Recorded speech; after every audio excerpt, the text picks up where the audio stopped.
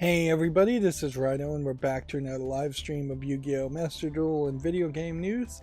And E3 is over. I figured I'd do an experiment here and just start with the big news right at the front. I think I'm doing this mostly to mock the idea that I could possibly ever break news, though, in all fairness, because me saying E3 is over now at noon on December 13th, when the information came out yesterday at about, I would imagine 10 or 11 in the evening, maybe even a little bit earlier, just really highlights that I would never really break news. And even if I did break news, if I jumped into a live stream as soon as I'd heard the news, I wouldn't really have anything to say about it, which is probably the second mocking thing I'm doing today, which clearly I'm in a weird mood, in that, yeah, there's really not a lot to say there. We all saw it coming.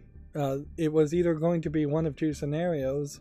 I guess there's an outside shot that E3 would have come back strong, but most assumed that it was just going to either continue to churn on and stayed at the same level of quality or get worse, or it was going to just continue to cancel itself over and over again.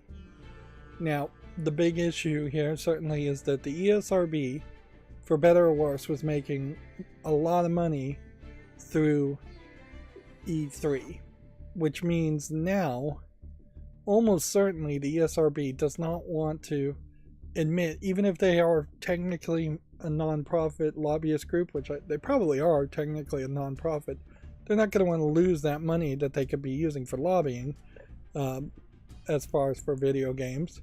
So the ESRB giving out the ESRB ratings of video games, the fee for that, is almost certainly going to go up to make up for the difference in which they were getting money for selling booth space at E3. Either that, or somebody's going to have to come up with something else that E3 or the ESRB can do to make some money. I suppose there is potentially an idea where E3 could have been split in 2, 3, or even 4 yearly events, but I don't know what really would have happened there. If anything, I think the trade-off here is probably the right way to go, in that now we effectively have the Game Awards, Video Game Awards, pretending to be like the Oscars, but also doing what E3 did in a lot of cases, as far as announcing and showing a bunch of trailers, which, yeah, on that level, I should probably jump into a game pretty quickly here. I imagine what we'll see is that for the small group of industry people, the people that like work at GameStop and Walmart, that would potentially order video games or want to see video games that they might want to order, will probably just go to the Game Awards and then have secret meetings in the hotel rooms around before or after the Game Awards, which is what basically was happening at E3 too, is that as soon as E3 introduced the idea of letting the public in, it stopped becoming this inside industrial thing, and you probably will see a bit of a split, which game developers will go to some game developer events to rub elbows with other game developers and talk about programming and designing games, and then there will be the Game Awards on top of several other smaller events, Nintendo Direct type events, that will allow more trailers to be released more often throughout the year, which is definitely the better thing. This does open up the possibility for the Game Awards to do what I would like it to do, which is to take a couple of months off and have it occur late February every year. That way you put less pressure on a end of the year game to receive an award, because there really isn't a value here in winning a game award, and you won't get that prestige because you just couldn't get the packaging turned around fast enough, not in actual storefronts. If somebody is in the middle of December still shopping for Christmas gifts, that, like, there's 12 more days till December 25th. If you're still shopping for Christmas gifts, nobody is going to go slap a Game Awards sticker on a video game box and change anybody's opinion as to whether they should buy that game or not. So why not just wait till February, and then you can say the 2023 Game Award winners get a new packaging, get a new sticker on their packaging, and they get a boost in sales closer to, I guess, Valentine's Day or something, whenever you might just randomly buy a video game outside of the Christmas holiday. Of course, that's more of an argument that the Game Awards should happen about 2 months earlier. That too would make some sense. But then you can't really say a game of the year award is happening. Whoops. Well, you know what I can do? I can just activate this now. But yeah, that still should work.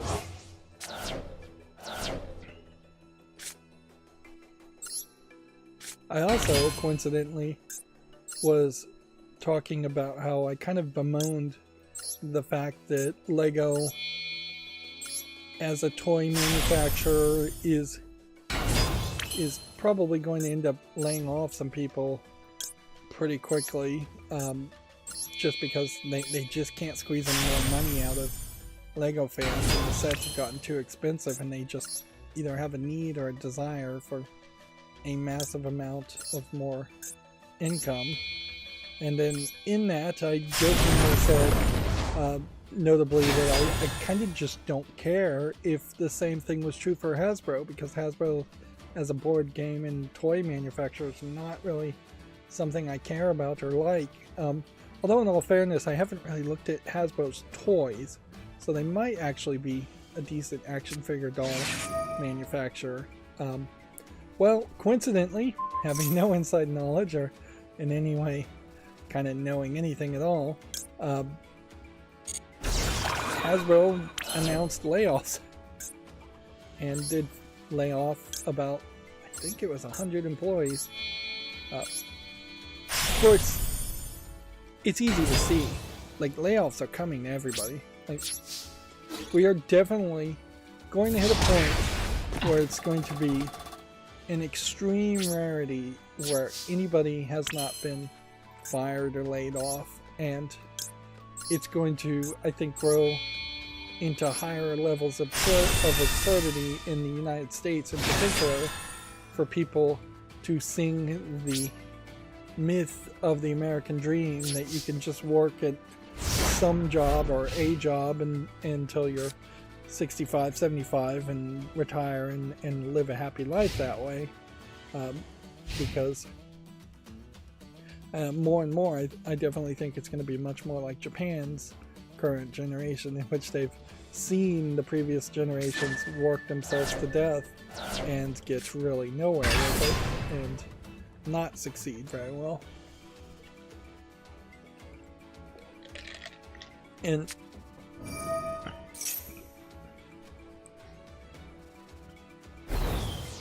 ironically, the problem from the outside looking in Japan feeds on itself in that everything is expensive in Tokyo, just living there, eating, having housing, but all the jobs are also in Tokyo, whereas if it were easy as said as it is, easy as done as it is said, you could definitely make cheaper housing and cheaper cost of living locations outside of Tokyo in Japan, and just have jobs there, just create jobs in other cities, but they just won't do it. And that's pretty much true in the United States too, is that if you want to be in the big pond effectively, you kind of need to be in one of the top 10 biggest cities in the United States. Yes, you can move into the middle of nowhere, but you're going to have to be a farmer and grow your own food, or you're going to have to be a logger. You're going to have to work some incredibly dangerous physical laborious job. And I guess that is perhaps an example of capitalism feeding in on itself, is that transportation costs are always going to be accounted for by employers, so they're not going to start a factory in a small town where there's just not as much road infrastructure and there aren't that many people to start off with that you could potentially cycle through, fire, and then replace.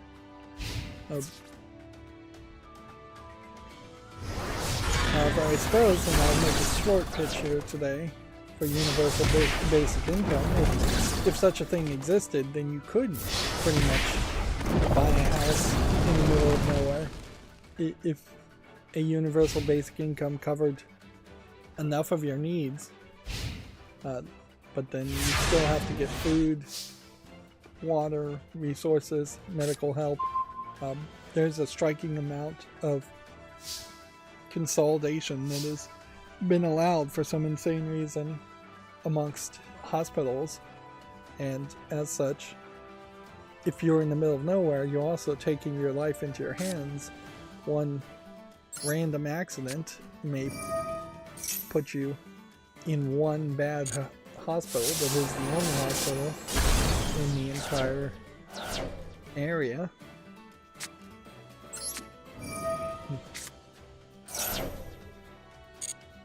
Anyways, for the catch-up section, the accountability section, I actually kind of like the phrase accountability section. I think I'm going to continue to use that, even if it is more of a joke than a reality. I'm still working on my smart on-air sign. I basically have the rest of today after the stream and tomorrow maybe to get something working. I think I'm probably gonna just have to abandon any hope of having security on a couple of prototype units, just so I have a prototype unit ready to go. Which, yeah, you have a potential huge business, could be millions of dollars, theoretically at least, and you're unwilling to just risk it by doing the one thing I absolutely shouldn't do. And I guess the logical thing to do is weigh the cost of waiting versus the cost of figuring out how to get the encryption to actually work. The problem I've been running into is effectively I have to start over again with the code. Like, I have perfectly working code on the Arduino, but the Arduino has helper libraries and does not support secure boot and flash encryption.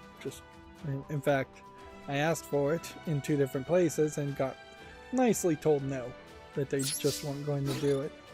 And I kind of get it, but I kind of don't. But that is the case a lot of times with programmers, is that their project, their rules, is pretty common. Do we ever have a way to mute that? Let me see if there's... Let's see. If we could... If we turn the sound effect all the way down. See what that looks like. No, I don't like that at all.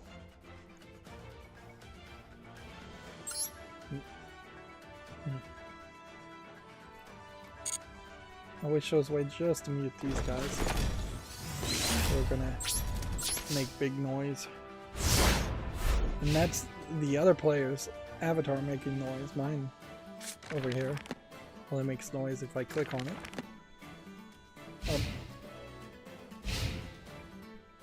So I spent probably the last day and a half taking the code that works perfectly fine in Arduino and trying to use CMake, which is a C compiler process where you make some files that tell it where other files are and compile everything, and it's all in a command prompt. You lose the fancy IDE of Arduino that would highlight errors. It's really not too much of the difference there. Like when you get an error in CMake, it's telling you the line in the column that the text is on. So if you use something like Notepad++, you can find it pretty easily anyways. But it all feels very disconnected. It's not just a simple upload the file button. It's type in some code and see if it works, and inherently it's not working. I spent the past day and a half trying to use it with the ESP IDF version 5.1, which is technically the new one you should be using, but the version 4.4 from 2001 is really the one that's I'm probably going to have to use, because the couple of helper libraries I'm using just haven't been updated to 5.1, and yeah, I think that is in part because Arduino hasn't been updated to 5.1.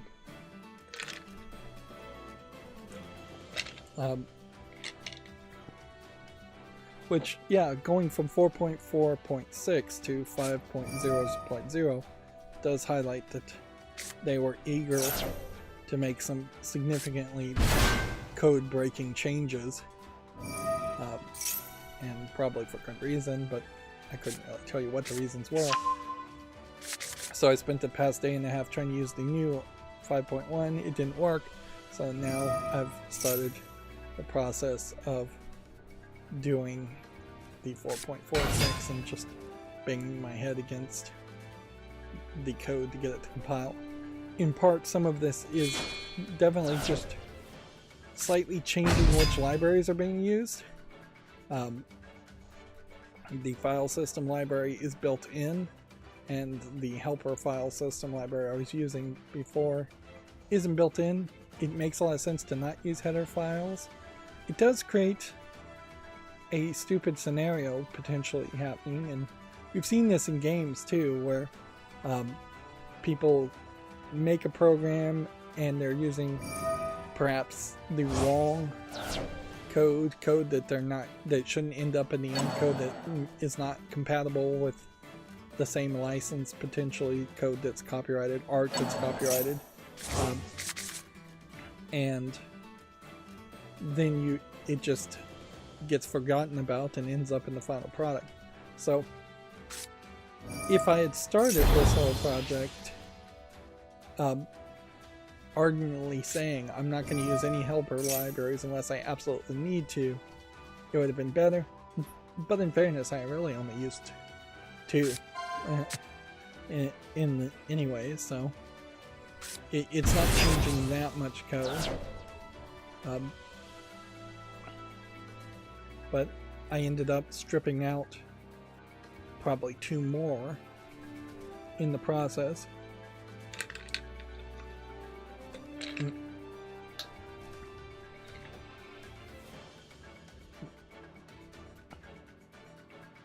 And there is potentially an argument here for all the hassle I've had to go through with the IDF and the CMake kconfig setup, which I don't understand it. This is a real process of just learning on top of learning things that potentially I don't really care to learn about.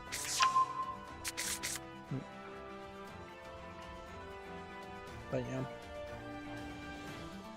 theoretically, if I could get everything working well, there is a potential point where my code would work now, and then at some point in the future, some of the two helper libraries that I probably have to still use would get updated, and then everything would just automatically update. Because there is effectively a library manager in the ESP IDF, but it's fussy, to say the least. All of this is just extra work for not really a good reason. Like, I'm half tempted to just make a much more simplistic program, flash it with encryption enabled onto a chip, and then upload the unencrypted program via a over-the-air update, which should then encrypt it that way. But that would almost be cheating. It doesn't really fix the problem in the long run. I'm not 100% sure it would work. Nor does it really solve the next problem of just updating things and deploying things. But yeah, the past 4 days at least have been fairly frustrating, and I've put a lot of effort and time into it. All to just try and have security so somebody doesn't steal my code when the actual device, as far as I know, unless I've made some big breaking changes, which I might have, works perfectly fine now, and the help is as good as it's going to get, so I don't have any more desire to mess with the help file. I am mulling over printing as a factor. Like, all I have is a cheap laser printer, which would be certainly cheap to print instructions on, but you would probably want a level of polish to have a professional print service put all the instructions together. One of the things I'm thinking about the instructions section is maybe it really should just be A4 size letter paper booklet instead of trying to fold up the instructions into a smaller amount. One of the things is that the sample macros, even putting them in a QR code makes a massive QR code. Just something that is not likely to easily be scanned, and QR codes don't inherently work once you start getting into giant sizes.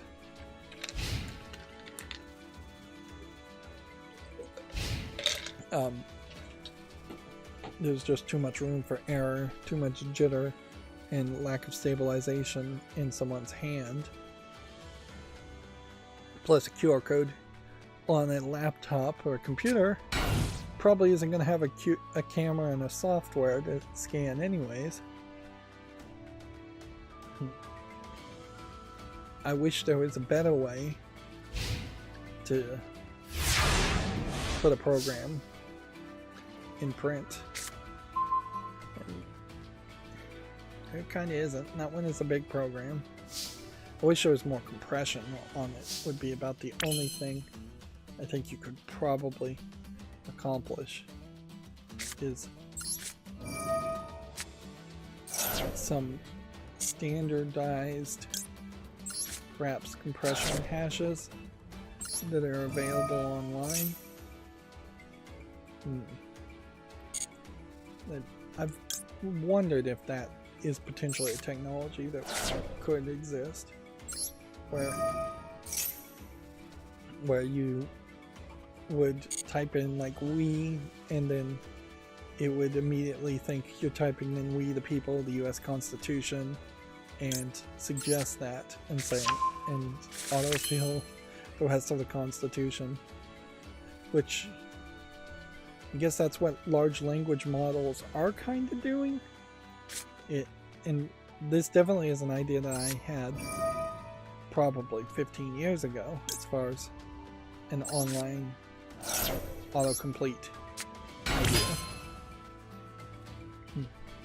Not to say that I invented the concept of large language models or AI in any way, but or what we're calling AI.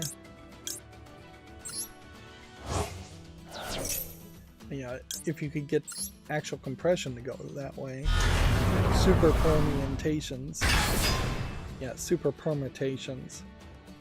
effectively, of compression, that'd be helpful. But I bet if you had a super permutation of even like base 64 characters, capital A's through capital Z's, lowercase a's through lowercase z's, and 0 through 9. That's so many different things.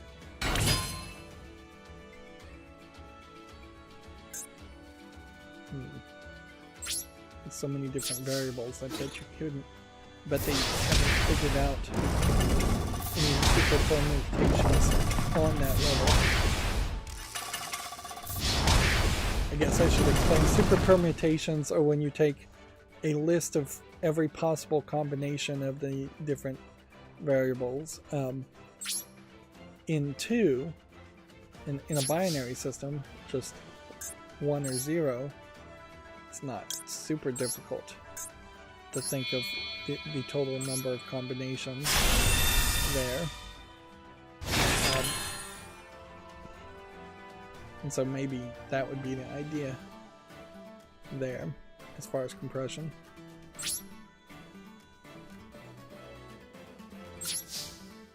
But once you start adding more variables, it gets more and more complicated, and I don't think there's really a mathematical way to prove you figured out the shortest, smallest super permutation. I can't say that word, can I?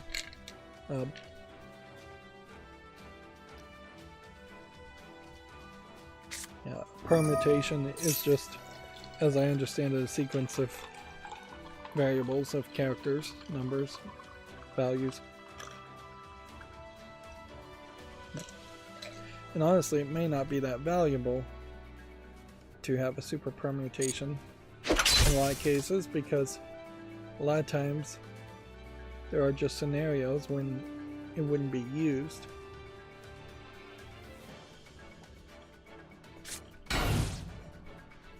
For instance, like the letter X and then the letter J probably are never touching each other. So having a long list potentially of combinations of how X and J interact with each other might be very useless if you're trying to compress human readable words.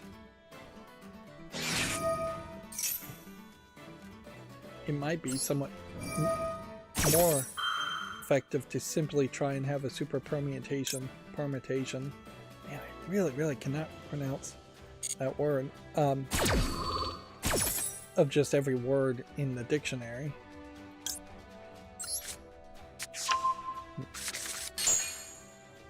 Which there's probably about 120,000 words worth knowing in the English language. So, yeah. Could see trying to do something like that. Whereas your average compression program just creates a special dictionary for the information it's actually using, but the problem there is then it's not universal.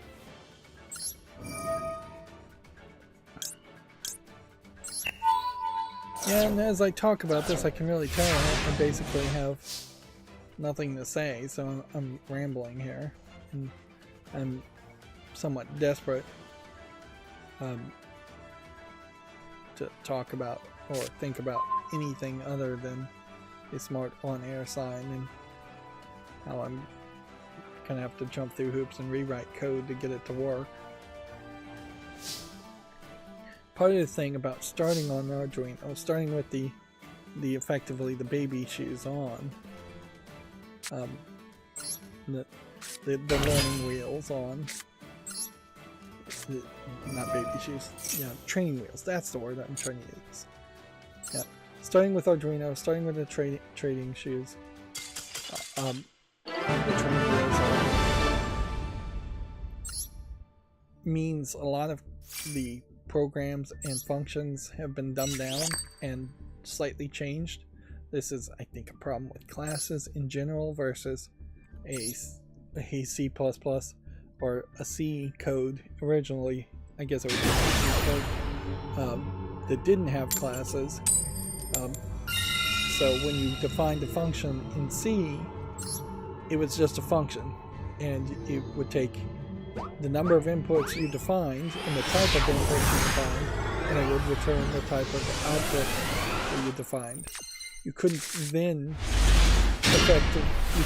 effectively call another function the exact same name and then have two inputs versus one input.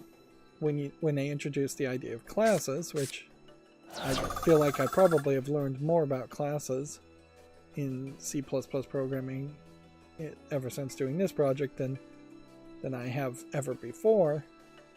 The whole idea of making a class is to have effectively a function that can have either one type of input, maybe a number, and then you can make another function by the exact same name that would take in a letter, and then you make another version of that function that would take in two numbers, and then another one that would take a number and a letter, and you can even program them somehow, I don't even know really how this works, to take in an infinite number of inputs and just continuously work on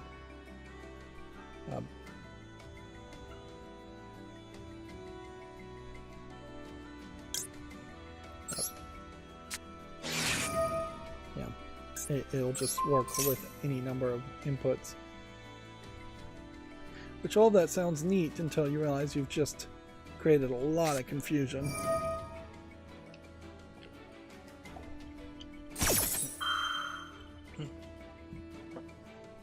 And what you're effectively trying to do is create abstraction layers where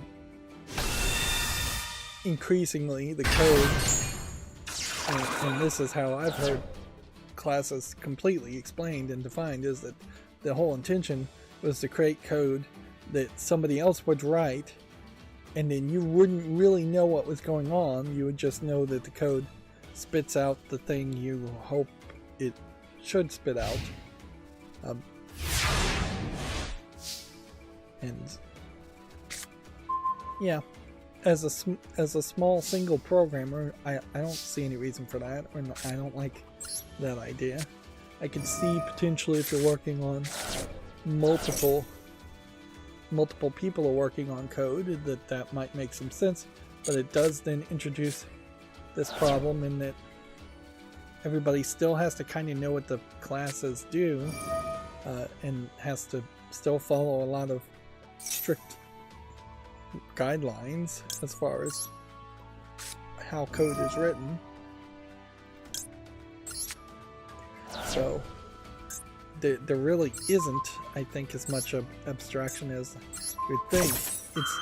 It's more of a case, I would suspect, where a lot of the time, it's enough abstraction so you don't quite know what the code is, but not enough abstraction that it just magically works.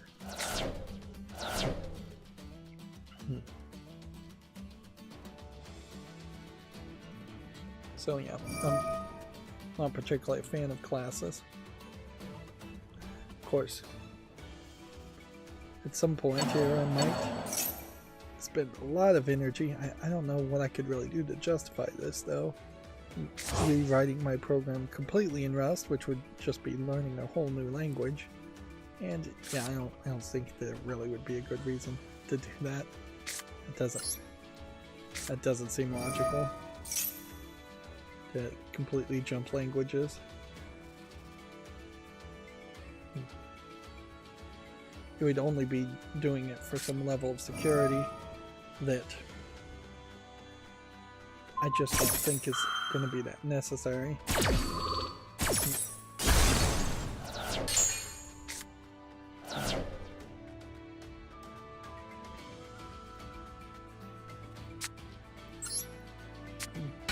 One of the things there certainly is you probably are better off writing like programs in Rust if it's a big program that's going to interact with an operating system and potentially have buffer overflow or underrun errors that could trigger other bits of code and could break out of other security sandboxing.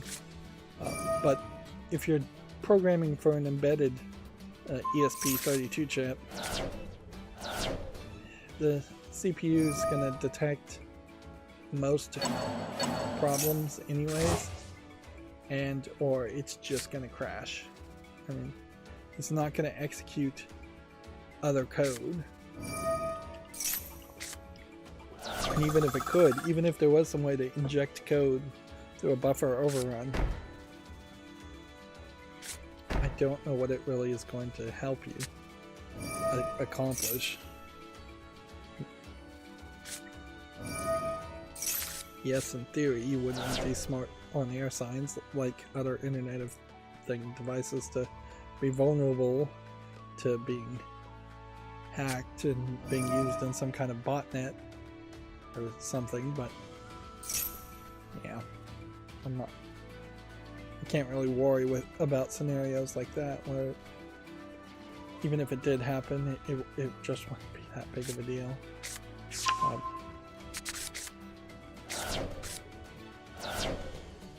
I'm probably gonna fall asleep after the stream, so I need to probably just start talking about the news. Yeah, we're still in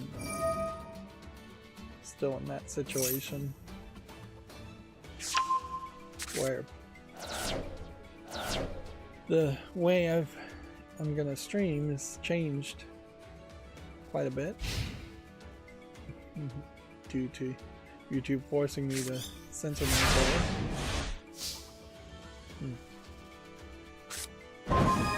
The Epic Games Store is giving away like 12 games, I believe, for free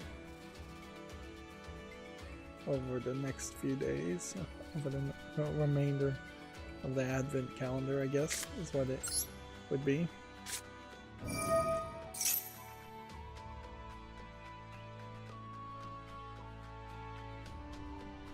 Probably lost it.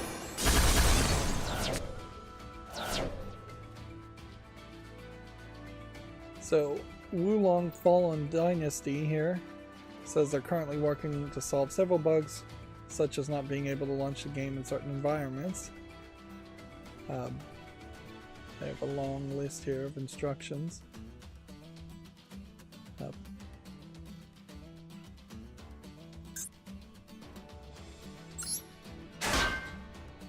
Got nothing. Got absolutely nothing here.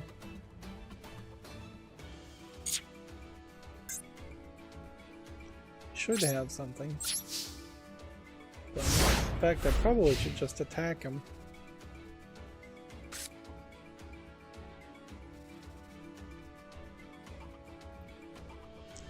Let's see. Ubisoft has registered domain names for Might Magic Fates. Its Shanghai studio was previously hiring for a new Might Magic AAA game. Might Magic Heroes, or Heroes of Might Magic, as a series probably shouldn't come back, so I could see, with the resurgence of Dungeons and Dragons being more talked about since that movie came out and was pretty good, it definitely makes sense for them to try and do a fantasy story. I also could see on a wider scale, fantasy just becoming a next big thing as people are increasingly bored with superhero movies. Wouldn't be surprised if it does kind of just starts the bounce back and forth between fantasy and mystical, magical sci-fi, which I think a lot of this superhero stuff would probably fall more into sci-fi in people's minds.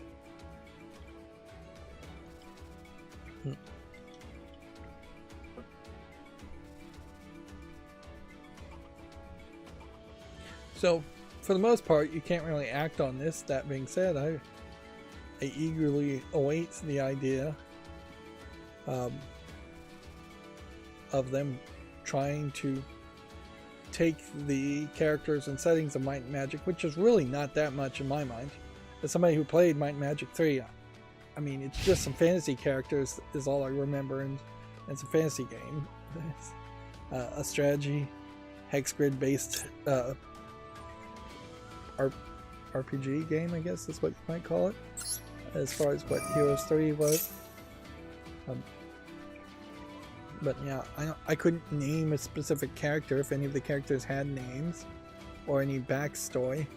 One of the things about Heroes of Might and Magic 3 is that the Gold Deluxe Edition, whatever the biggest edition was, had a lot of different scenarios with stories that you could pay attention to, but I didn't pay any attention to it because the game was so long anyways. I really was just wasting my life away playing Heroes of Might and Magic 3.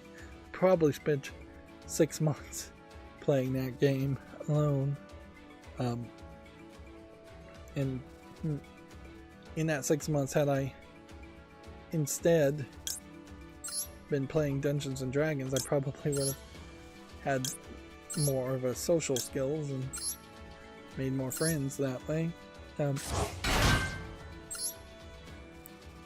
yeah, I would expect it is just going to try and be a Baldur's Gate competitor, and yeah, probably is coming out more around the success of Baldur's Gate, Dungeons and Dragons movie even.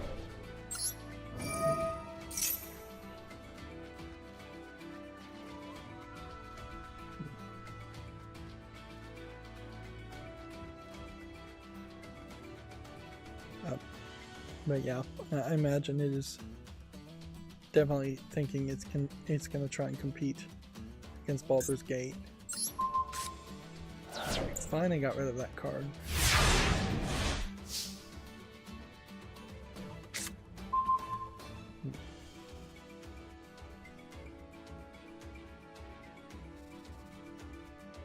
Let's see if we can accomplish anything here.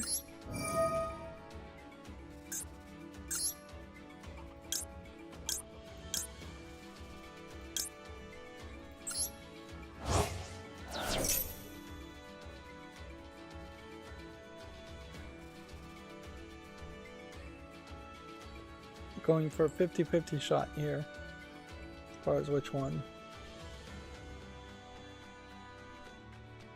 As far as playing other games and watching TV, I guess, for the accountability section, I started watching some old Top Gear episodes.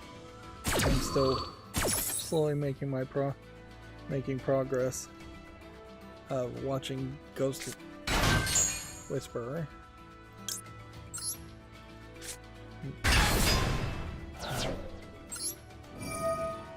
And I think I watched one episode of Fright Crew as far as a kid's cartoon, Scooby-Doo-esque cartoon. Can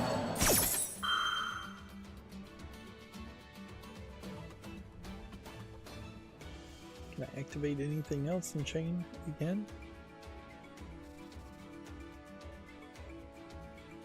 But for the most part, I don't think I've watched too much TV, and I haven't been playing too much on my phone. The adult game Tinka Fuma I'm still playing is let's get rid of the question mark there, is updated, although I'm not sure it's really adding any story mode stuff. And that would be my slight concern there, is that it may be just updating on its third anniversary at this point to cycle in and out repeats of events, or just have events without actually having any new characters being added to it.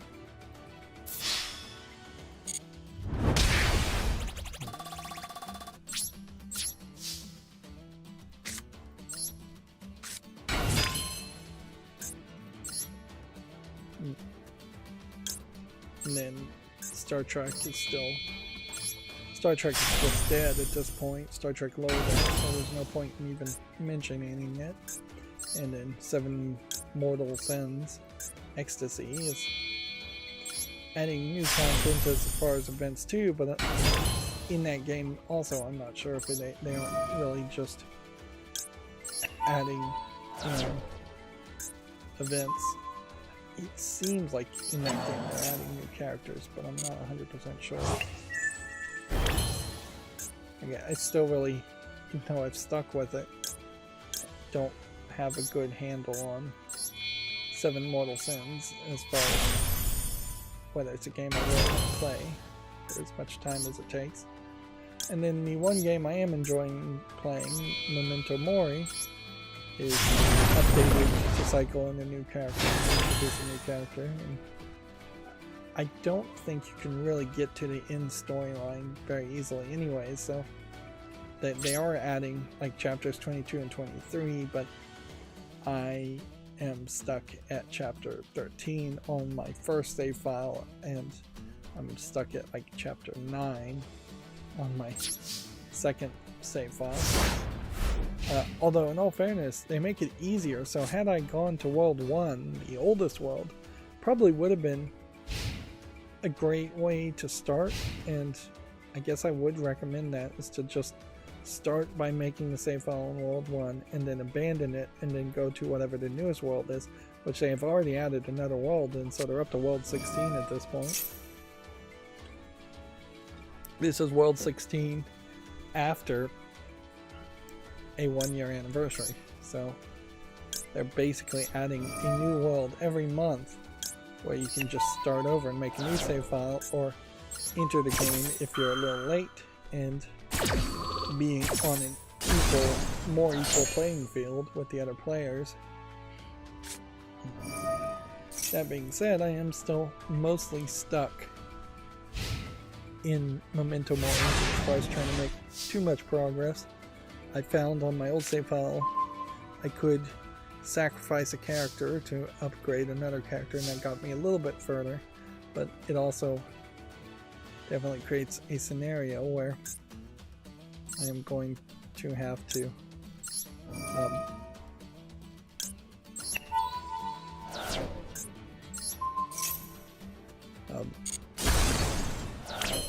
continuously get the cheaper characters to sacrifice them over and over again. How much of this do I really need to do? I wonder. I mean, I've won. Unless there was some trick here that I've missed.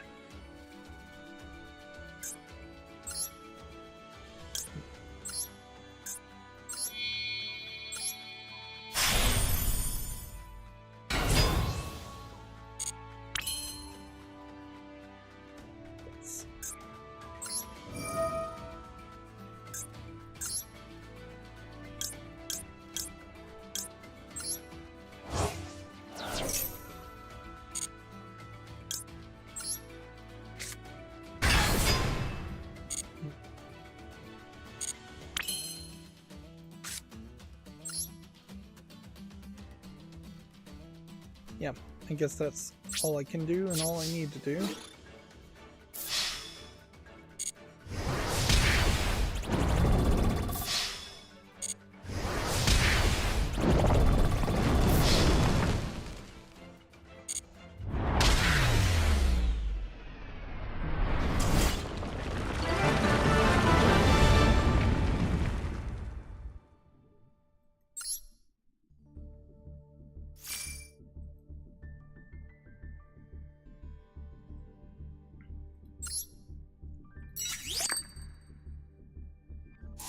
And I kind of feel like that's as much as I want to do today too.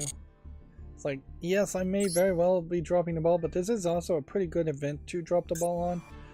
Noticeably, we're not losing anything other than gems if I stopped playing completely even at this point. Gems in the title I don't care about, and 5 card packs, which I kind of would like to get the card packs, but that's about it. So if I was to perhaps focus more on just getting up to platinum, obviously I'm not going to make it to diamond. Yes, there are these extra events here that are once again giving me small pittances of gems, 10, 20 gems here and there, 50 gems if you win. But that's kind of it. Plus, I'm just not moving particularly fast today, so I think I'm gonna leave it at that. And see, I think there potentially is like a pack that I had some interest in, but I'm not even gonna check it. Seems like I have 27 days on all of these packs, and more than 27 days on all of those packs, so it doesn't seem like there's a big focus there. Maybe it's somewhat logical to not bring out a lot of extra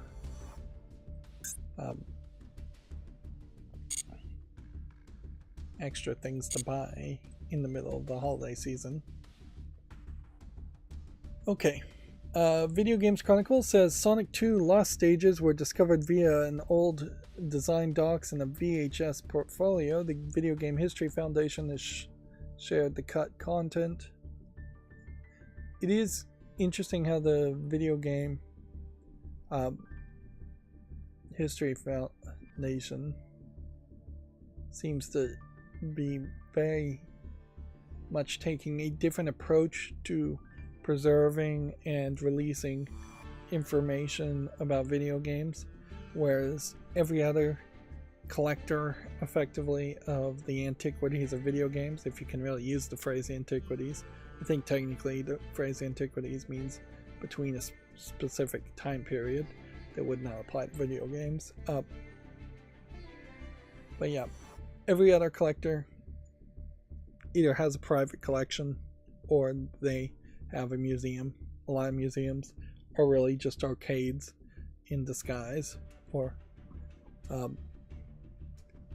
but yeah, there is definitely a difference between having a museum and being able to show a poster on a wall like it's a piece of art from a video game, versus having video and audio and source code, which is mostly what video games are. So in a lot of ways it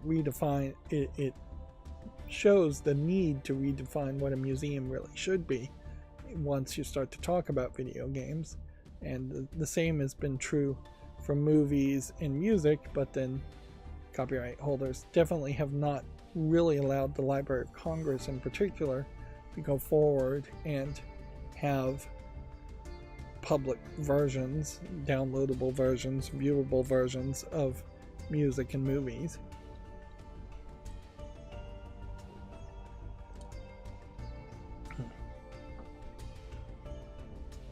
Like, theoretically, as US citizens, in the same way you can go to a library and rent out a book, you should be able to go to a digital library and rent out movies and music instead of, yes, you can go to physical libraries and rent out movies. I don't know if you can really rent out the music so much. Moving on, city maps and new ways of traveling apparently are coming to Starfield. Bethesda aims to release significant updates for the game roughly every 6 weeks. I feel like they are specifically saying this now to cover up for the fact that the mod maker who made the popular mod for Skyrim, I believe the maker of Skyrim Together, the Skyrim Together mod basically abandoned making a similar mod for Starfield because he did not feel that Starfield was a good enough game for him to continue to work on. It wasn't a fun enough game. So it's also interesting here, you have a very Batman-esque visual here, so maybe there is a tease there that they're kind of trying to have Batman and Starfield. I don't know how you would really pull that off. Doesn't make a lot of sense, honestly. Let's see. Kojima commented on the end of E3, quote, "sad news." This is probably, as a page, just a collection of other people's tweets. Although, noticeably, the tweets here are being shortened from Twitter, but they are no longer on Video Games Chronicle using the Twitter API, which they started charging for a little while ago. The funny thing here too is that this picture of E3 is several years old now because of how long it's been since there has been an E3 event. Let's see. And then GameDeveloper.com either completely changed their website or my uBlock origin is totally broken. Well, either one could be the case. I think they may have completely changed the way their website works. So we'll have articles from them in an unadulterated, unabridged format for today. Of course, I could probably spend the extra time fixing it, but right now I'm in such a crunch. I'm not spending. I shouldn't spend any extra time doing anything. Apparently, W4 Games has netted $15 million to help Godot scale exponentially. The startup intends to go all in on the creation of an ecosystem with the Godot engine at its center. I'd have to assume that W4 Games is somehow affiliated with the Godot engine. Maybe they are the parent company. The company was established in 2021 by former Godot veterans. Yeah. Free and open source is the Godot engine, as Yoda would say it. So I kind of feel like W4 Games is not really that affiliated with it. Yeah. So yeah, $15 million to help Godot scale exponentially, or in a lot of ways just help themselves. I kind of do, as a programmer, like the idea of people coming together and saying, hey, we're going to just start over and use a new programming IDE, programming engine, game engine.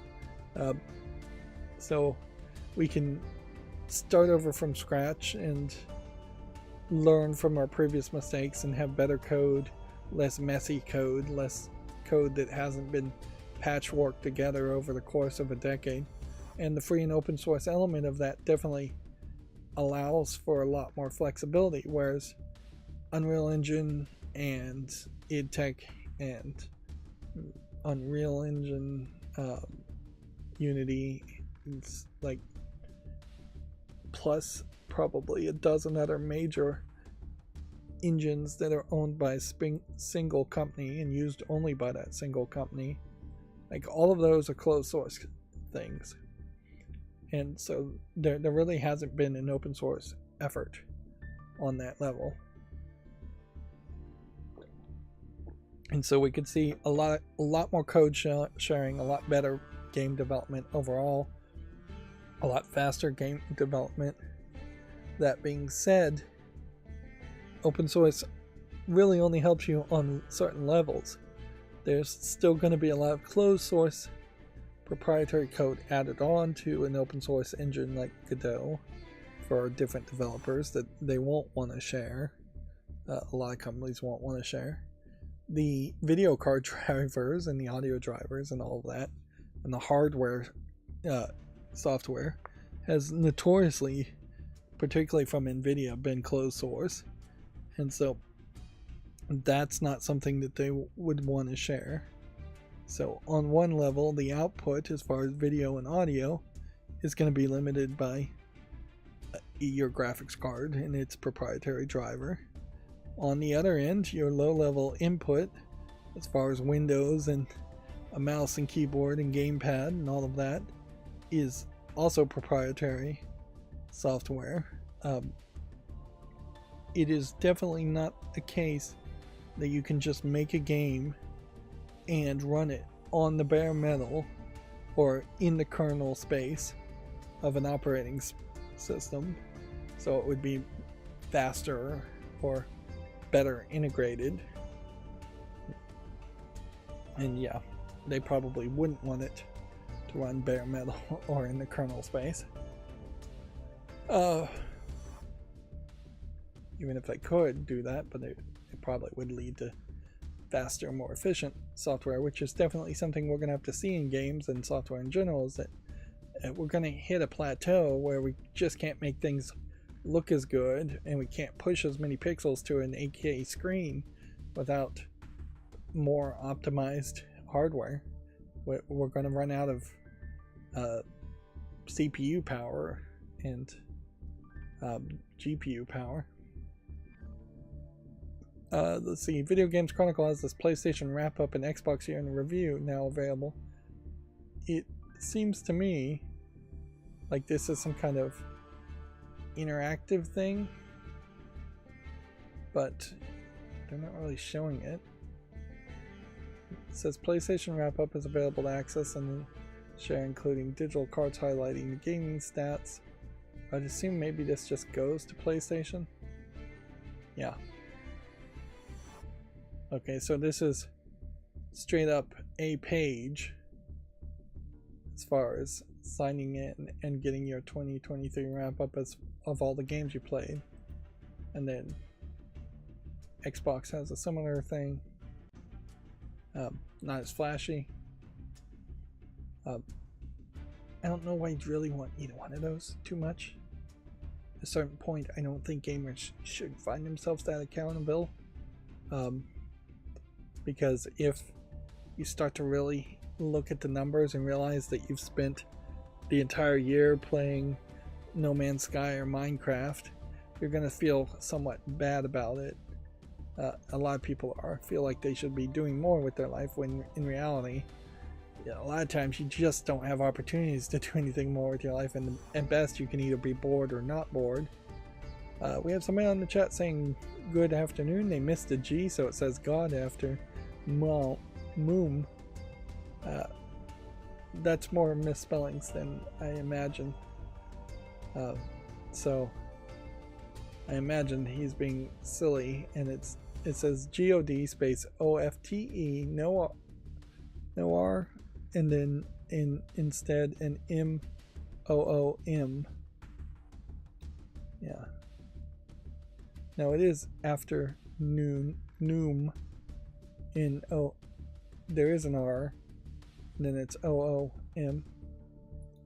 But yeah, it's really messing with my poor eyesight. Even on my side monitor that's closer to me, the text on the chat's not that big. Next big piece of news here. Larry Herb has, formerly known as Xbox's Major Nelson, has announced some of what he's going to do. After leaving and announcing his leaving Xbox in July 14th, he is going to sit on the board of Midwest Games and kind of work there, but don't be too surprised when you see him pop up on a few other boards. Let's see. He's joining the board of advisors to help guide them, not a C-suite level position, is what I'm guessing from this. He's not going to be a CEO or CFO or anything like that. At best, he'll be a chief advisor on an advisor board, which Yeah, I wonder if a lot of this may be the tragedy of Larry Herb, is that either he doesn't want to be a C-suite employee, not a CEO, or he just has not enough momentum to be a C-suite employee. He also is tweeting some old photos about E3, photos of him being at E3.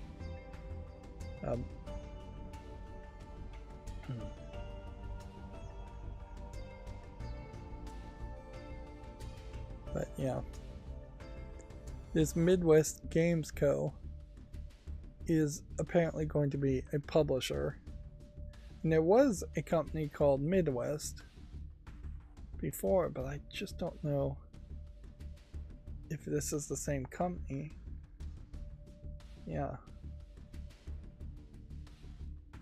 And what's funny about this is Midwest does kind of imply he's almost going to move, because Redmond, Washington is definitely west. Like, not Midwest in the United States. But yeah, it doesn't seem like he's taking a traditional one job at one place at this time. And yeah, we'll see if at some point he does take a traditional one job at one place. We have GameDeveloper.com. We'll go ahead and start trying to pull out as much of this as possible and get pages looking back to the way they should be.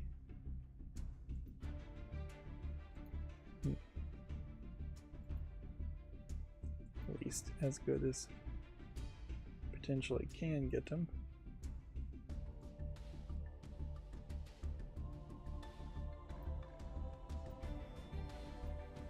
There we go. That's a lot better. And we can do some little pickup things as far as just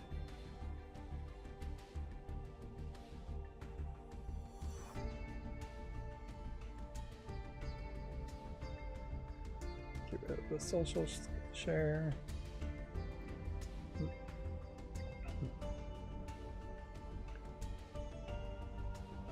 And we'll go ahead and get rid of this. This is so lovely that you can just change the way a page looks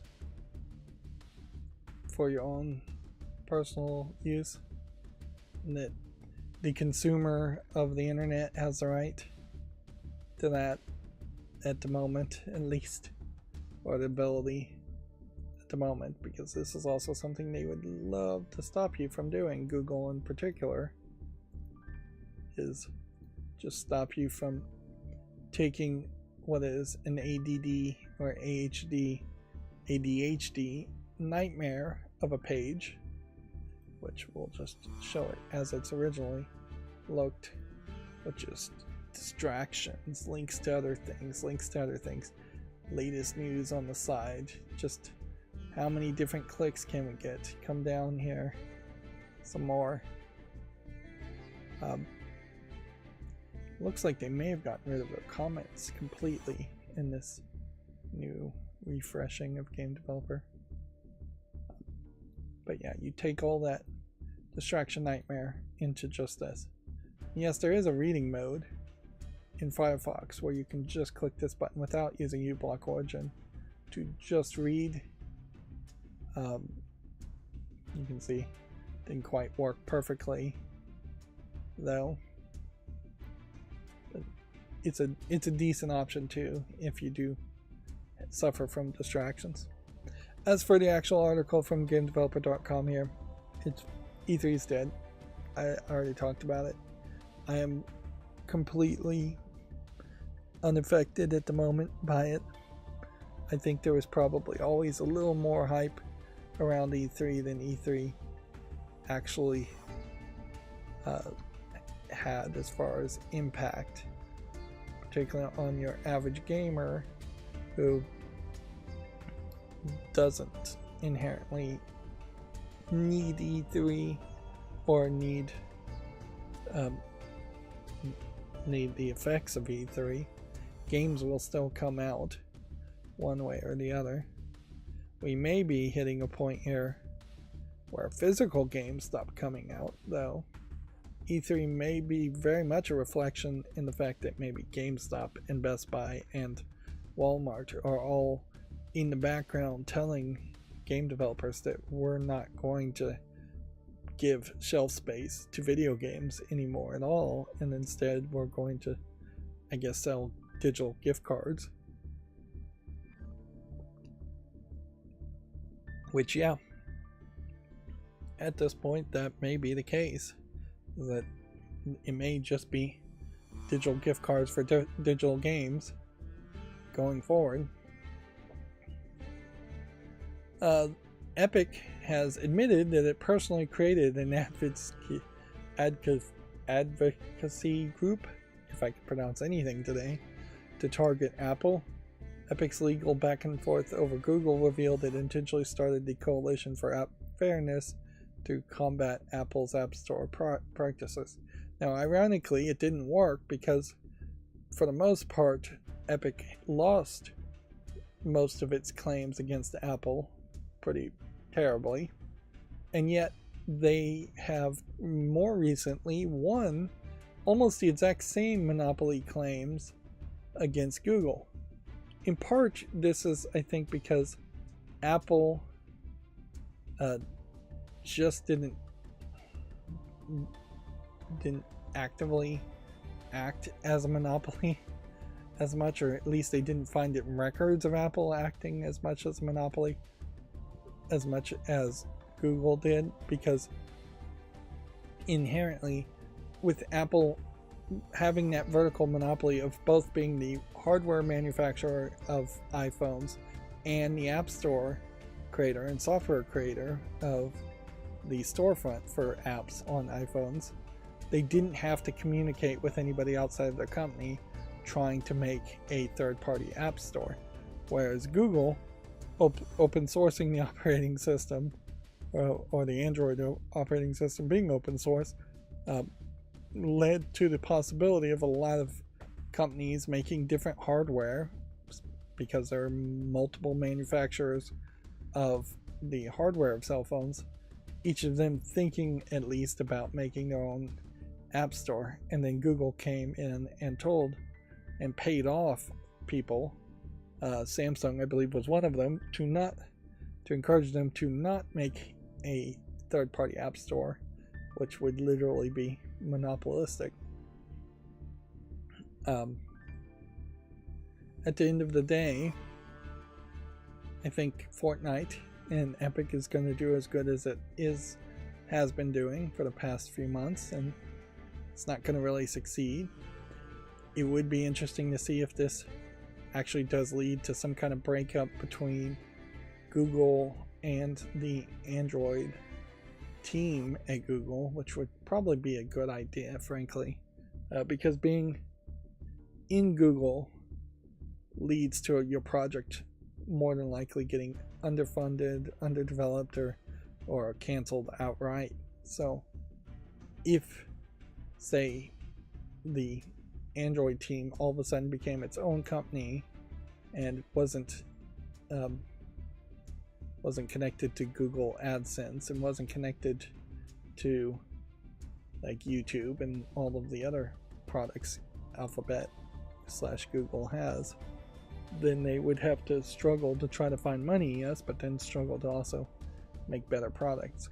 It's been a long time since anything really that important or new has been announced for Android, and at a certain point operating systems probably are just finished. The cake is done. There's not that much more you can add to it.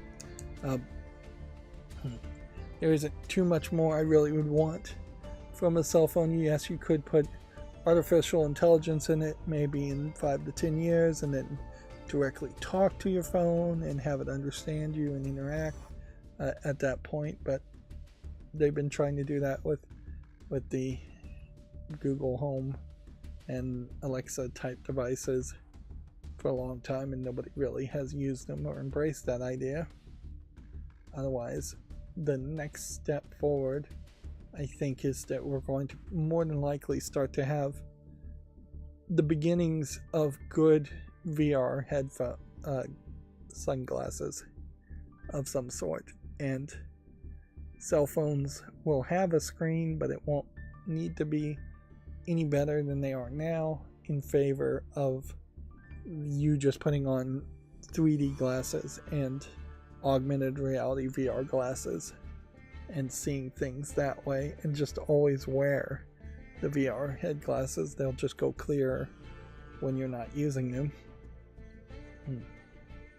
Unless they want to make a bendable phone that turns into a VR glasses, which I wouldn't be surprised if somebody tried something like that, where you just took a flat phone and it had a notch in the middle of it to fit your nose, and it bent and turned into glasses. But that's kind of where I think we'll probably go.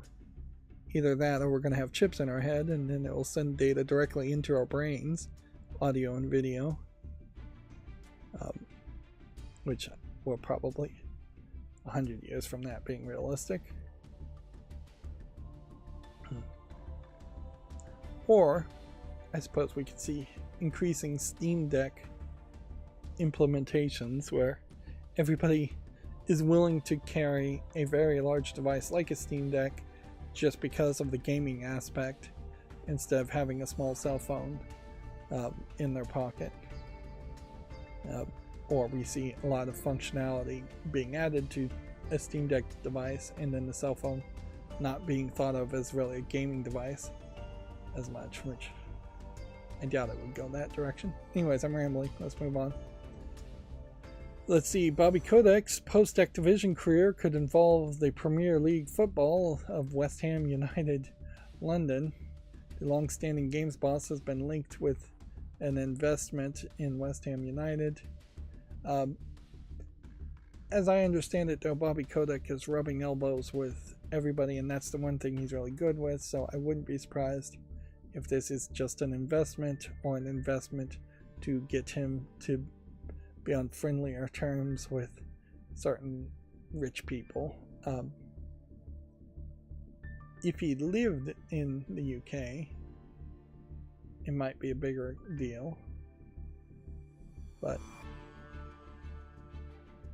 yeah, I just don't think we're gonna see him all of a sudden being a partial owner or full owner of West Ham United and retiring at the...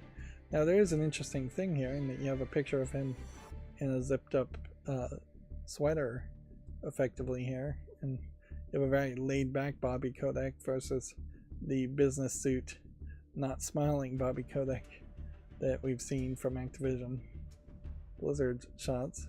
It is strikingly different. That being said, I'm not sure that this isn't a picture from years earlier.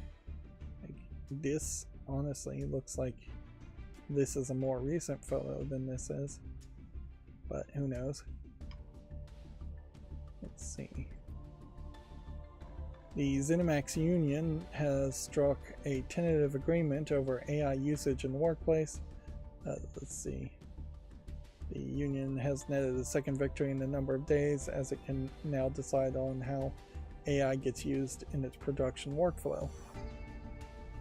I can tell you, I already don't really like the way this is going with this page. Let's see. Or with what they've done here. They've probably done better HTML, in all fairness, with GameDeveloper.com, but noticeably they've taken some background images here, square images, and they've put them through a process where it's been upscaled. Yeah. And what that's done is created this soft gray element here that I don't know if I could work my way around this. It definitely doesn't feel like any of my plugins could fix that. So just like anything, any square image they have is now being rendered at a wider resolution, and I don't even know if this really is 16 by 9 or 9 by 16.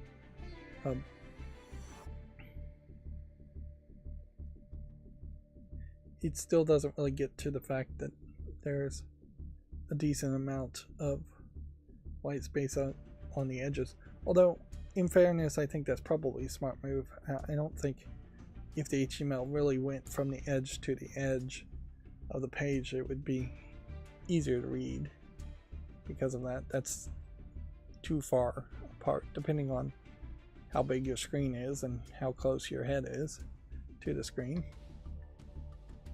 Yeah, Video Games Chronicle, same thing. E3 is dead. It's been officially confirmed by the organizers. Now, if there was a thing I'd like to see a website pay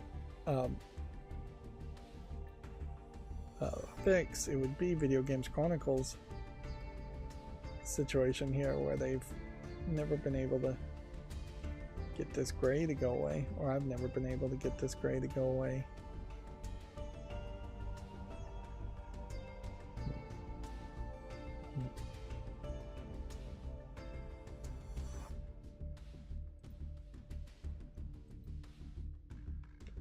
Yep. Or get rid of this dumb notch they put in their photos. Anyways, moving on. The newer CEO of YouTube is hanging out with the Good Mythical Morning crew, which, yeah, I guess that's fine. I mean, it does make a lot of sense to meet up and talk with some of the most successful YouTubers. That being said, one of the major problems that people had with Susan Wojcicki when she was the CEO of YouTube was that she very much was hanging around celebrities and celebrities who often weren't even really successful on YouTube, like The Rock, and pretty much ignoring medium-sized and small content creators, which, yeah, I think that is still going to be the case with Neil Mohan too, is that they pretty much, from the CEO all the way down, are going to ignore any medium-sized up-and-coming content creators or anything like that. Anybody new. Mostly, it seems like he's not really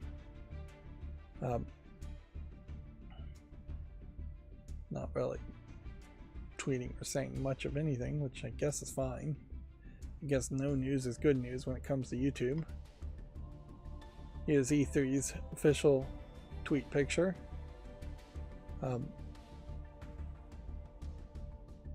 Not really much to say here. I don't know what WP means, if this is supposed to be good game.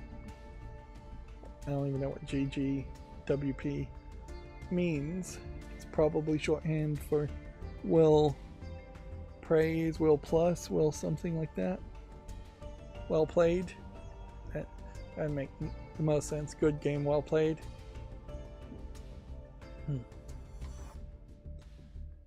Video Games Chronicle says a Poke Park Kanto theme park is going to open near Tokyo.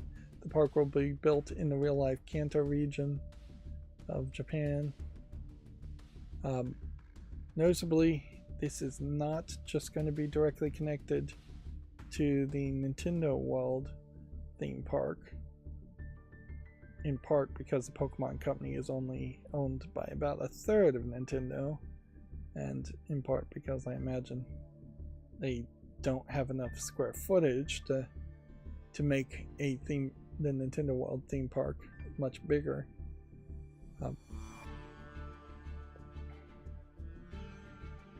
And we might be seeing the beginning of some small resurgence of theme parks around Japan, but yeah, I imagine it won't change too much.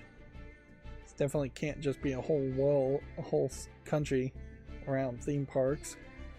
I think you can only really have so many Vegases. Tourism is definitely one thing Japan could probably make a lot of money from, certainly, but it is also a very long flight, so unless they could figure out some way to make a high-speed boat to take you from Hawaii to Japan in a short amount of time, or a high-speed plane, like, there's some real problems there. I wish there was more details and pictures of what the amusement park looks like. I assume this is just a amusement park in general.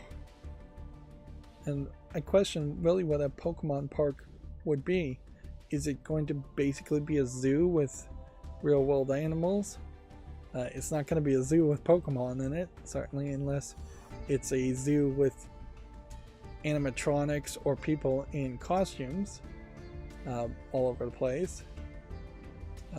Is it going to be more like a safari park or a SeaWorld? Or more likely it's just going to be an amusement park with a bunch of rides, would be my guess, and there'll be a lot of static statues of Pokemon all around. Yeah. Yep. I was wrong. I said 12. The Epic Games Store is going to reportedly be giving away 17 games over the Christmas period. One of the things, though, is I haven't spent the extra time to sign back into the Epic Games Store, so I need to sign in both to get the free games and also to get the Fortnite Lego skin, which I will never use, but might as well claim it anyways. And then our final major news today is that Microsoft is exploring offering free game Xbox Game Pass streaming with ads, which, yeah, I could definitely see a kid, somebody who doesn't have money, or parents that don't have money, potentially going with that. But the major problem there is you're still going to be investing $200 or $300 into an Xbox Series S at least to do that, and I don't know if free with ads is really worth it, because you're effectively training your kids to become shopaholics and just doing a lot of mental damage to them the more and more they see ads. And I really do think that if a parent wants to do their due diligence, they should bend over backwards to install ad blockers and make every effort they can possibly accomplish to block ads for their kids, for their own sake. It is a much better mentality to live in a world, a mental mindset, where you only buy things because you actually planned on buying them and because you actually need them, versus buying things just because you saw an ad for them. Even if you're a decent saver and you're looking at like slick deals and things like that, it takes a lot of self-control to not end up buying way more than you actually need or want. I bought too much Lego, particularly this month, because of sales, particularly since I hadn't done so much Lego this year. I basically had only done one set, and I have like 5 or 6 sets from the past 2 or 3 years I haven't caught up on. Let's see. Now, it's not the end of show, but these are the games that I picked to put on to show off from the last stream. Now, inherently, I'm going to need to comment more, and I'm just going to change how things are done somewhat too, because now things are going to get a second look, which means I'm going to be twice as critical on games earlier, which really probably solves the growing follow list problem quite a bit. But also there's going to be games here that I'm going to just want to comment on that I really am not going to bother to put on the follow list or make YouTube shorts on. This game is an example of a game that's not in the adult section, but definitely feels like it has some adult themes to it, and on that I'm gonna still show off these kinds of games, and hopefully not get in trouble with YouTube from that. But yeah, there's just going to be a different way in which things are looked at, in which things are discussed. More often than not, I think it really will be a case where I still am going to mostly have nothing to say while I'm looking at these games.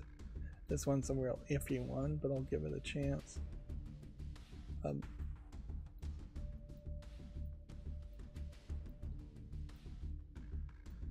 gonna say no to this because it's probably just an asset flip with a visual motif effect over it.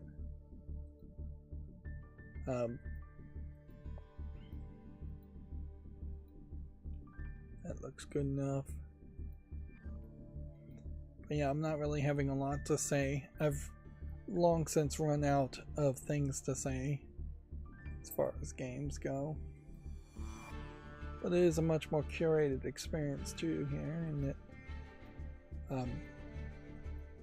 in that there's considerably fewer games that we're actually going to be showing off now. This is a weird one because playing foosball is a weird concept, certainly in a video game, just because of the different camera angles and for the fact that there really is not a good control scheme that's going to happen here as far as spinning the foosball characters. It still does definitely feel like we are in the point in which no major games are going to get announced or shown, or the occasional ones. Here we have another game that looks like it easily could have been an adult game, but it's not in the adult section, so obviously there is a audience for games that look like they could be adult games but aren't adult games. This one is weird looking, to say the least. Yeah, I think this one's gonna be a no. And all of these were games that I was gonna say yes to at the end of the last stream, and I've gotten rid of several of them. Anon's Nico waifus here. Yep. Inherently, this is part of the problem, though, is that because adult games are by default censored and hidden from your average person with an average Steam account looking at the Steam storefront, it does leave this weird opening where a game like this, which should be considered absolute garbage, is being rated positive and people are buying it because they just don't know that there is quote-unquote better adult games or anime girl games available that will show you actual adult content, which is really what you're looking for. Very few people are into the idea or in the mood for lewd but not nude style content. There's a time and a place when that could certainly be fun, but yeah, unless you have specific fetishes or specific hang-ups or don't know about the nude content, you probably just want the nude.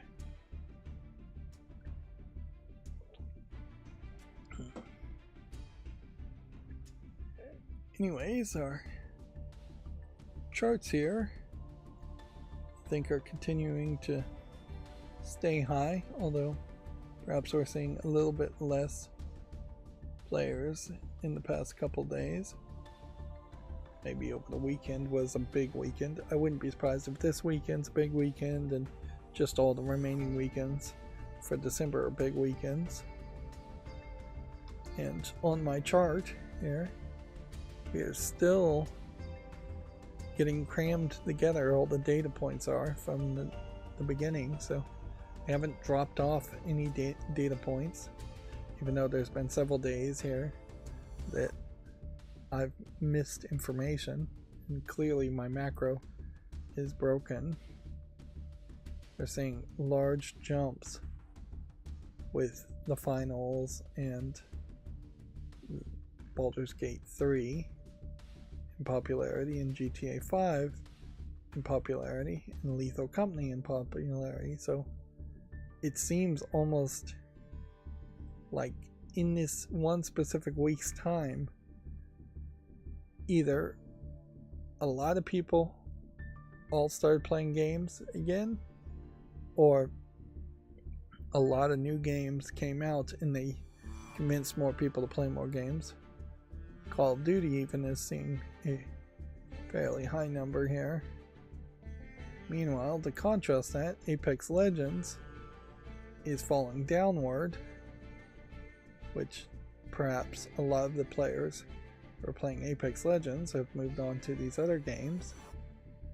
And even PUBG seems like it's somewhat struggling.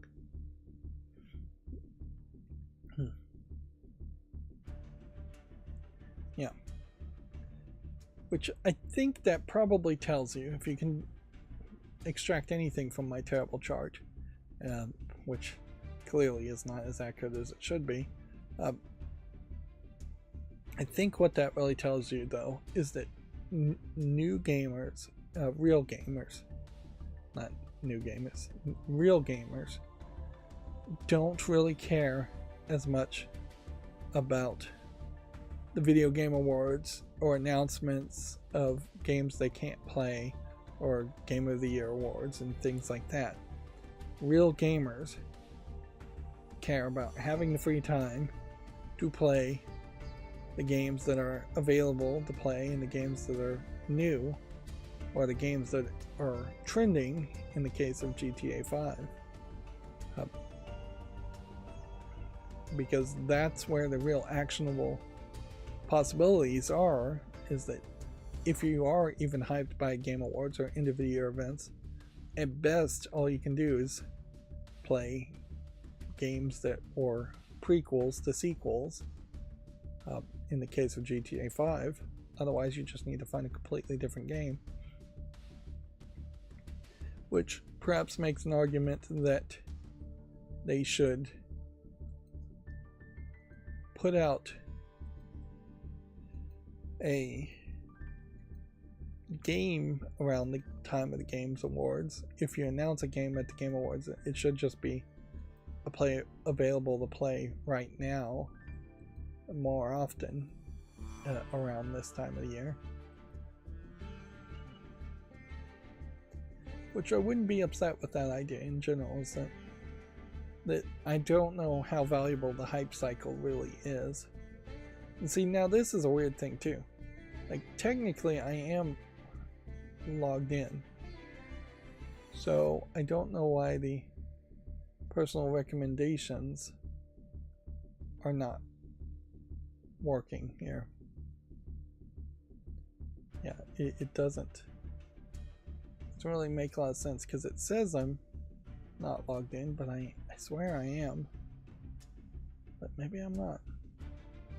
I mean, how am I putting things on the follow list? Well, and removing things from the follow list if I'm not signed in?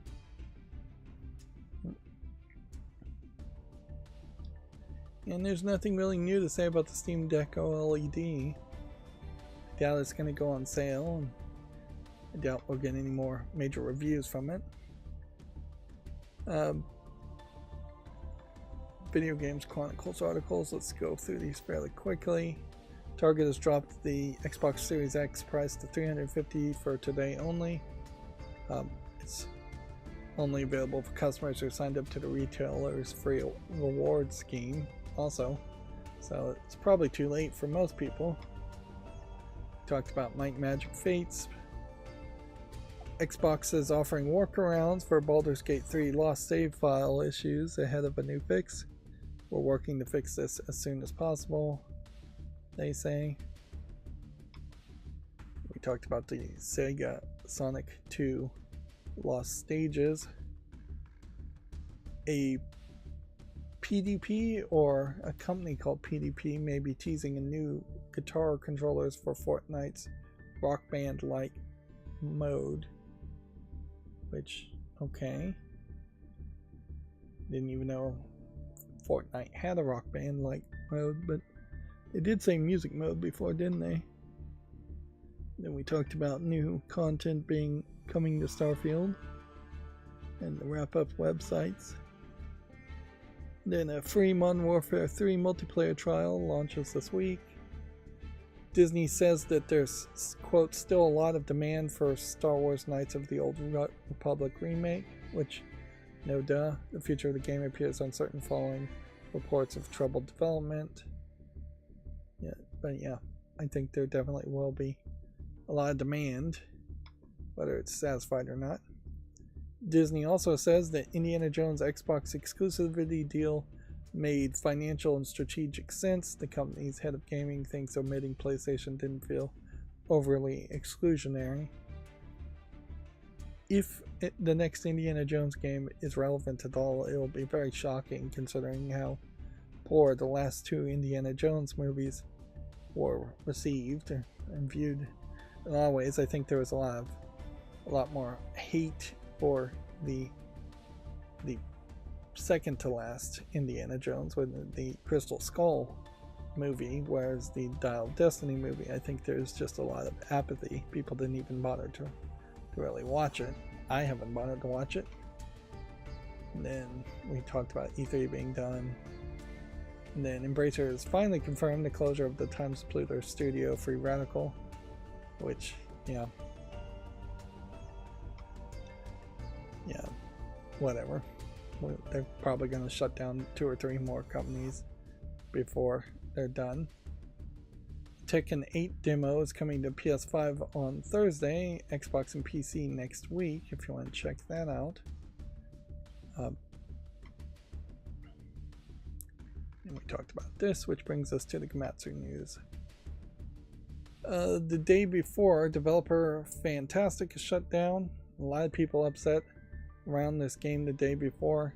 One of the major complaints, well, 2 of the major complaints around the day before that I've now heard as more people are talking about it, I've been blissfully ignorant of this game, is that the game copied a lot of visuals for its trailers and did a lot of gimmicky things and just kind of stole ideas from other games and basically was parodying at best and stealing at worst.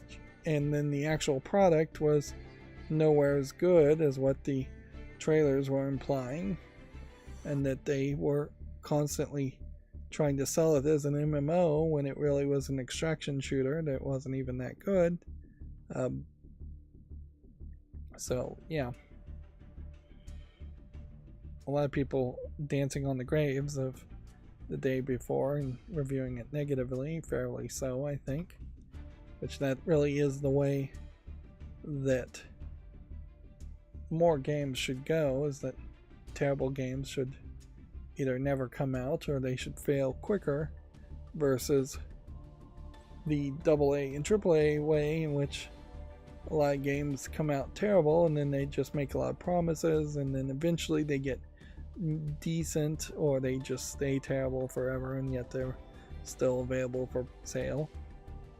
It does seem like Steam is having more impact than game publishers and developers would want to admit, as far as people reviewing the game badly. Moving on, the game Terra Nil is coming to the Switch on December 18th. This is, I believe, the one where you're actually mostly destroying buildings in favor of bringing back nature,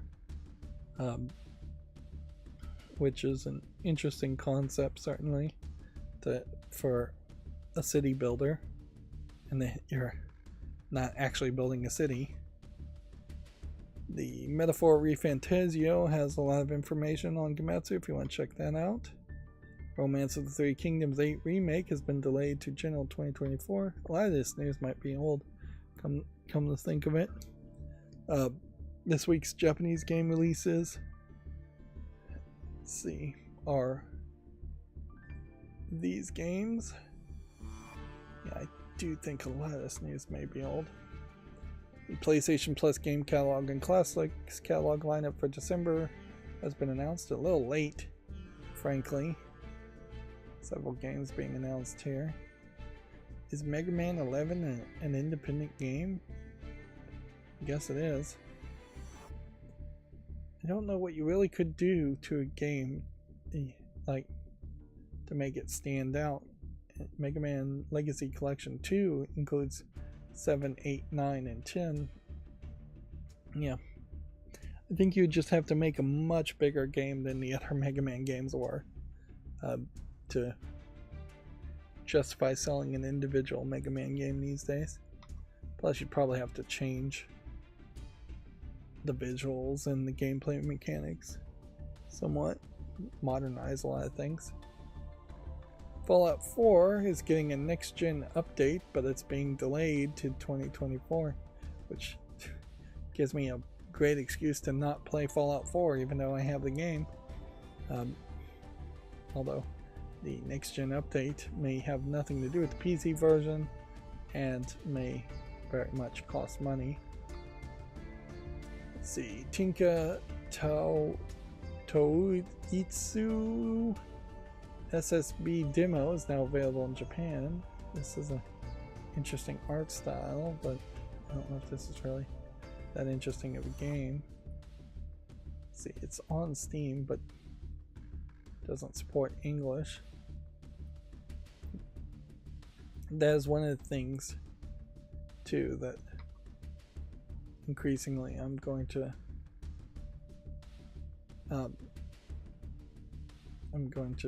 need to cover in different ways. Is when we see a game on Steam and I want to talk about it, but it's not in English, so I don't want to put it on the follow list or make a YouTube short around it. Legend of Heroes Trails to Daybreak for Switch demo is now available in Japan. I guess this is a new Legend of Heroes game. And then RPG Maker WITH launches April 11th in Japan, which I don't know what with means per se, other than it's a Switch game, so it may just be the Switch version of RPG Maker. I really hope no kids out there spend years learning how to program games in RPG Maker, because that is just the absolute wrong path to go down. It is not going to lead to making good modern games or getting into the video game industry. And sadly, it very well may be a case that if you want to break into the game industry, you're going to have to be independent, or you're going to have a portfolio of games you've been making since you were 12. At least have I would suggest any kid wanting to work in any industry should have a notebook and a diary type thing as early as possible and write down all their ideas, keep it in one place. I know I had a drawing book that I would just draw in pencil pen ideas. It didn't lead to anything, though, but it was something, and probably have lost that book almost certainly by now, but it would have been nice to keep it.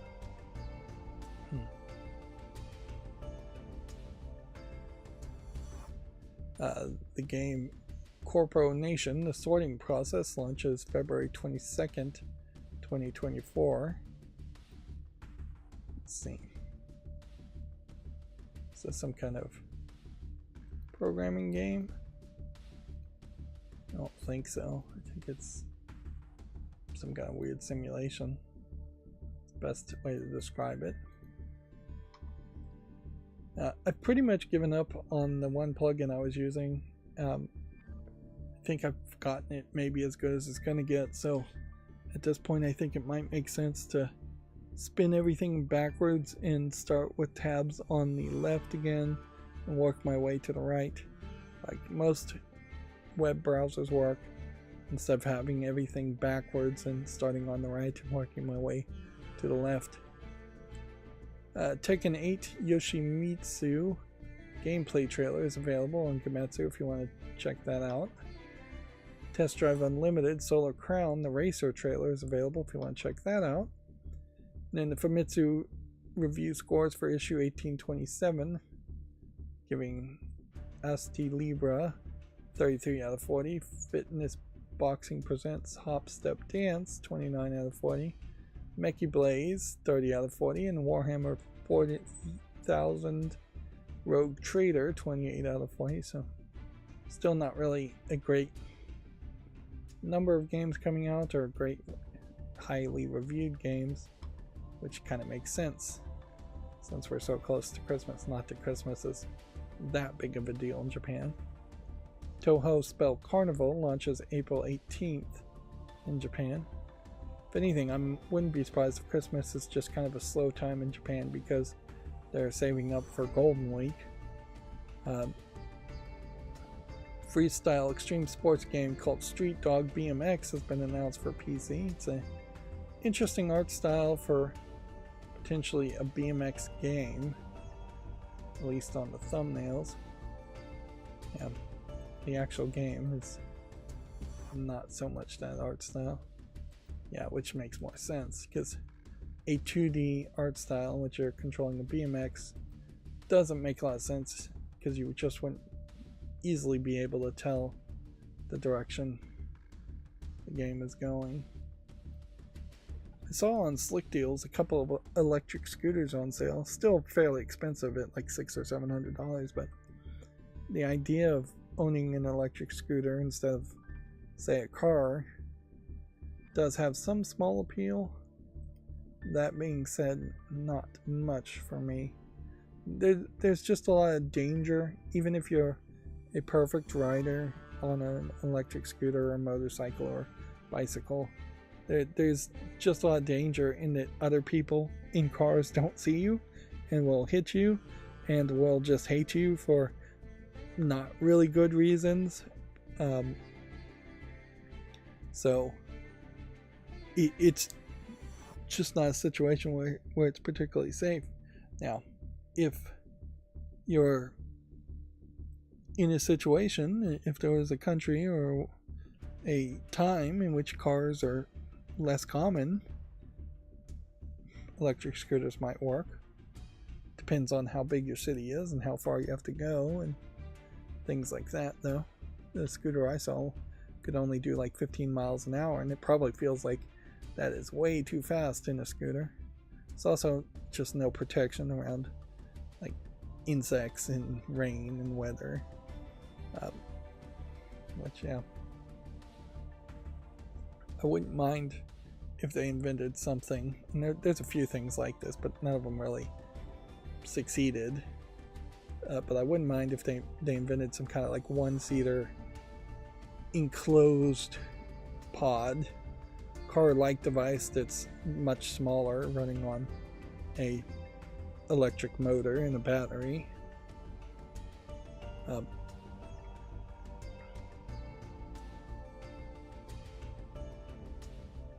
But yeah, I'm rambling.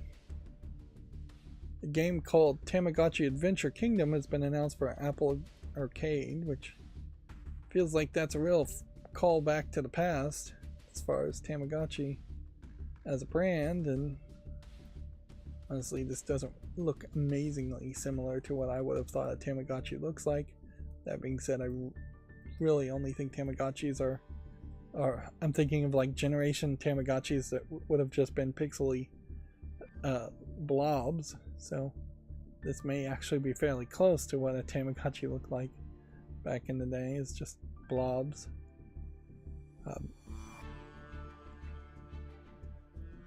I don't think that I have a lot of super positive memories around Tamagotchis though, since they would die all the time, and they were a hassle to take care of. They were definitely a gimmick that only could last so long. So I don't know if there's really a lot you can bring back to make interesting there. A game called Loot River is coming to the PS4 and PS5 on December 19th, alongside a level editor update, if I can speak correctly, which I can't. This is half exhaustion and half just not speaking correctly, dropping the ball. I've been awake since like 3 in the morning, at least. Freedom Planet 2 for the PS4 and PS5 and the Xbox One and Series and Switch have been all delayed to spring of 2024. I guess it's again already on Steam. Overwhelmingly positive reviewed on Steam. And then EA's dead. Which that's going to bring us to the GameDeveloper.com news. Which the good news here is very consistently now streams have become an hour shorter, and that's, I think, definitely a shot in the arm for my streams, that the watch time definitely goes up, and I definitely have been noticing more people have been watching my videos to some level. I've been getting more views, which I appreciate, certainly. But yeah, there is definitely an argument here to potentially just get rid of Yu-Gi-Oh! And have a 1 hour stream, or around 1 hour, but I don't think I would do that at the moment. I'd have to really think about it if I was going to do that. Like, inherently right now, if I was to just stop playing Yu-Gi-Oh! I'd probably start playing Yu-Gi-Oh! On my phone and just waste more time every day playing it there than I do here during streams. Anyways, I was close to wrapping up. Tinder Claws has formed a new collective agreement with its worker-led union, which I think we had already talked about this GameDeveloper.com article the day before. Dev Fantastic shuts down after the game's launch weekend. Yep. Wouldn't be surprised if there is some kind of lawsuit here where they were planning on launching the game to meet some kind of publisher requirement because they were getting some kind of funding from a publisher, and then they immediately shut down after that point, which at a certain level you could probably do that and still be within the letter, at least, of the law, if not the spirit of the law, because you could make a company and go, well, we're going to try and make this game, but mostly we're just going to pay ourselves a huge salary and take the publisher's money and run, and we'll deliver a game, so we'll deliver what's contractually required, but it'll be terrible.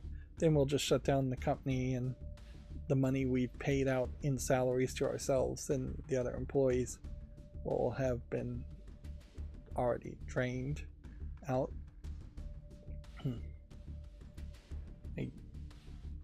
You could certainly do that. I don't know if that's the best plan ever. The better plan would be to make a good game and maintain your company and get another publisher to fund you to make another game for a few more years and just keep on doing that.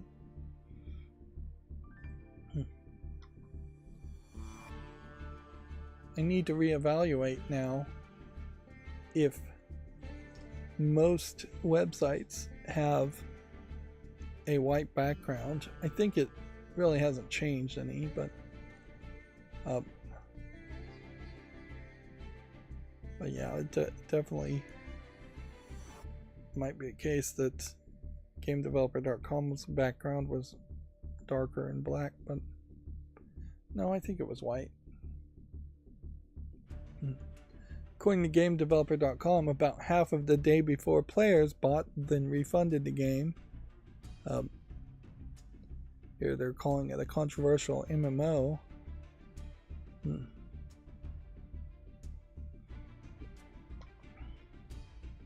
One of the other complaints around the game Days Gone was that it had a 2-hour long single player mission mode, long enough to get you outside of that 2-hour no questions asked refund window,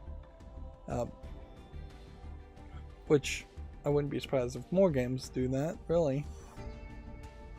Embark Studios says that AI lets devs, quote, do more with less when making the game the finals. Which, yeah, I guess that is the case here.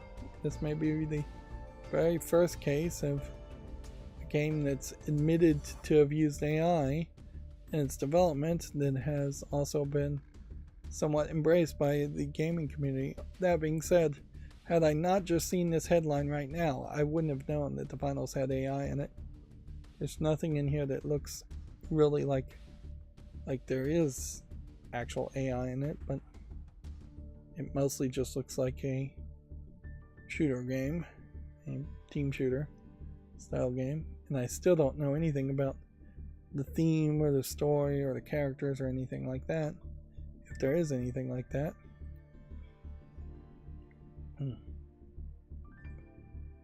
Yeah, there's a podcast that GameDeveloper.com is promoting, which my macro didn't run correctly, so I opened these tabs myself, and otherwise this wouldn't have opened. And then here's old news that Starbreeze's Brothers of Tale of Two Sons is getting a 2024 remake. Alright, and yeah, almost 2 hours on the dot. That's going to be it for this stream. As always, I ask you to like, share, subscribe, comment, and watch every second of my videos. If you want to support me further, there's some links down below. Thank you for watching.